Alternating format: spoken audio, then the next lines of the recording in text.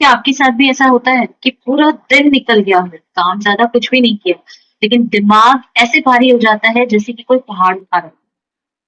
हम अक्सर खुद को लेजी बोलते हैं, पर सच ये नहीं है। सच ये है कि हमारा माइंडसेट मैसी है। मैंने ये बात तब समझी जब मेरे हस्बैंड ने एक बार मुझे 5S टेक्निक के बारे में बताया। मैं आपको बता दूं कि मेरे हस्बैंड एक जापानीज एमएनसी में काम करते हैं और वहां ये सिस्टम उनकी लाइफ का हिस्सा है।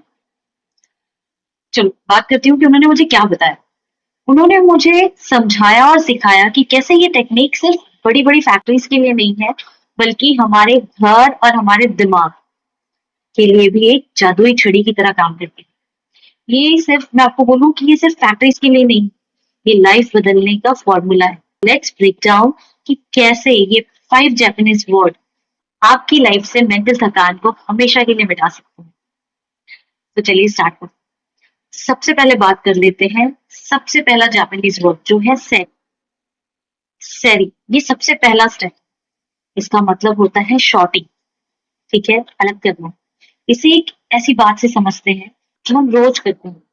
देखिए, हम सब के घर में डस्टबिन होता है और हम दिन भर का सारा कचरा उसी में डालते हैं, राइट?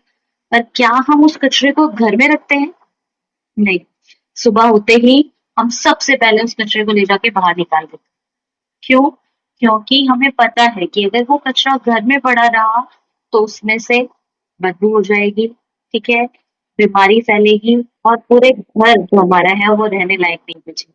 लेकिन कभी आपने सोचा है कि हम अपने दिमाग के साथ क्या कर रहे हैं? किसी ने हमें बुरा कहा, कोई पुरानी नेगेटिविटी, कोई पुराना गुस्सा, हम उस सब मेंटल कचरे को दिमाग में दिनों तक, महीनों तक दबा कर रखते हैं। जैसे घर में पड़ा हुआ कचरा बदबू फैलाता है, वैसे ही दिमाग में पड़ी हुई नेगेटिविटी मेंटल स्ट्रेस और थकान फैलाती है। इसीलिए शॉर्टिंग का मतलब यही है कि पहचान कौन सी बात कचरा बन चुकी है और उसे सुबह की पहली फुर्सत में दिमाग से बाहर निकालें। अगर घर साफ रखना जरूरी है तो दिमाग का डस्टबिन खाली करना उससे भी ज्यादा जरूरी है। Hope you understand. चलिए बात कर लेते हैं सेकेंड वर्ड की। सिट ऑन, ये दूसरा स्टेप है। सिट ऑन, ठीक है, जापानीज वर्ड है। इसका मतलब होता है set in order. Japanese company में इन्होंने बताया कि हर टूल एक फिक्स जगह पे होती है ताकि उसे ढूंढने में एक भी सेकंड का टाइम वेस्ट ना हो। अब मैंने यही अपने घर पर और काम पे भी अप्लाई किया। इसे एक बहुत ही मतलब अच्छे एग्जाम्पल से समझते हैं। कभी सोचा है कि आपको अपने फोन पर जब किसी को कॉल लगाना होता है तो कैसे मिलता है? वो 2 सेकंड में मिल जाता है, राइट? 2 सेकंड में आप ढूंढ लेते हो। क्यों? क्योंकि फोन का सिस्टम ऑर्गेनाइज है। लेकिन वही अगर आपको घर से बाहर निकलना हो और चाबी नहीं मिल रही या काम शुरू करना हो और वो जरूरी फाइल ही नहीं मिली, तो क्या होता है? हम इसीलिए नहीं थक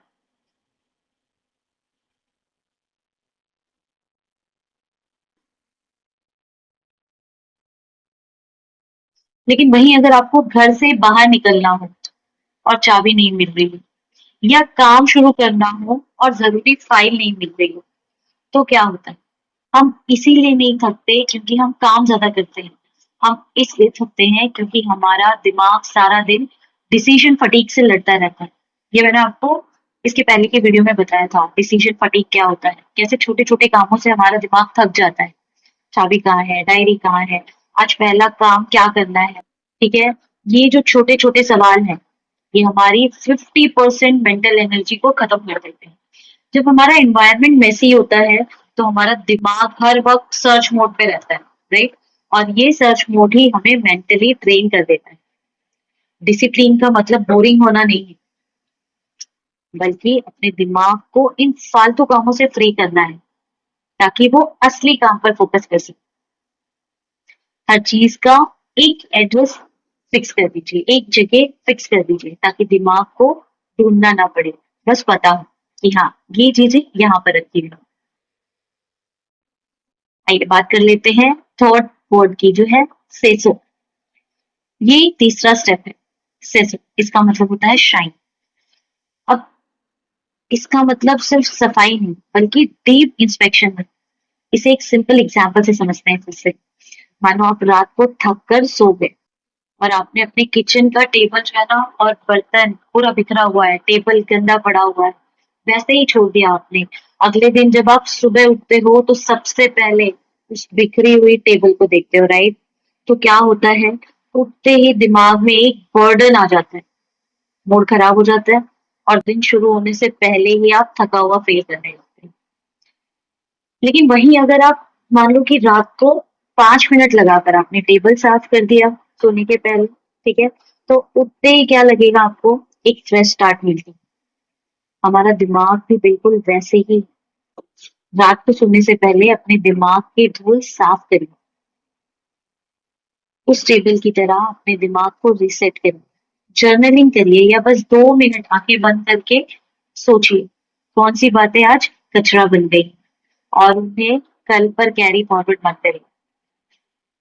जब आप एक साफ मेंटल एनवायरनमेंट में सोते हैं तो दिमाग को गहरी नींद मिलती है और फिर अगले दिन आप बिना किसी पुराने बोझ के एक नई एनर्जी और क्लैरिटी के साथ उठते हैं।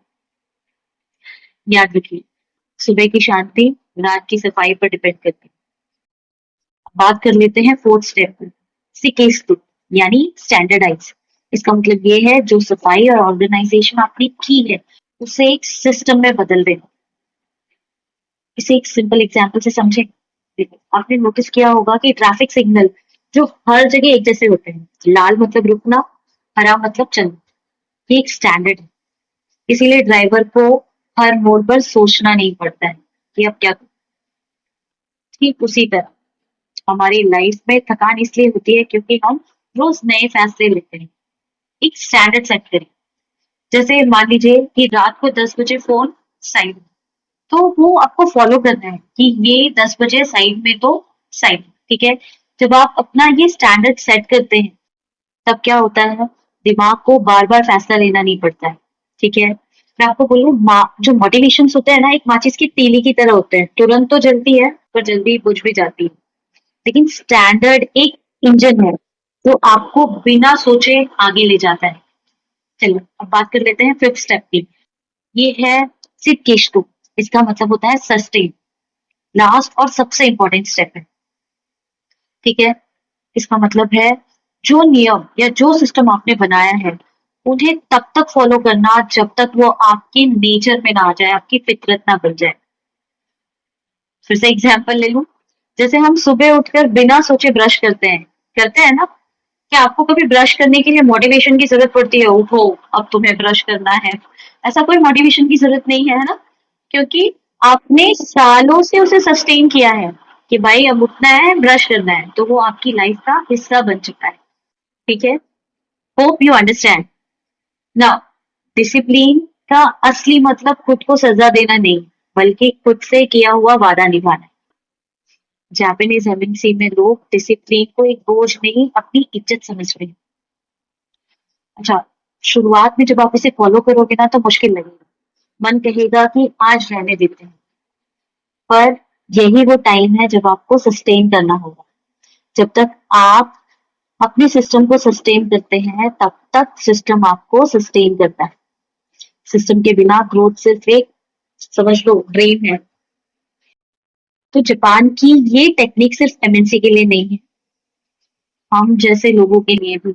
हम अपनी लाइफ मैसी से मास्टरपीस बनाना चाहते हैं, राइट? आज ही एक छोटा सा स्टेप लो, अपने दिमाग से कोई भी एक पुरानी नेगेटिव बात निकाल और कमेंट में लिखना, मिशन स्टार्ट। मैं देखना चाहती हूँ कि कितने लोग आज से अपना मेंटल डस्टबिन खाली करने के लिए रेडी हैं। वीडियो पसंद आई है तो सब्सक्राइब जरूर करें। मिलते हैं अगले वीडियो।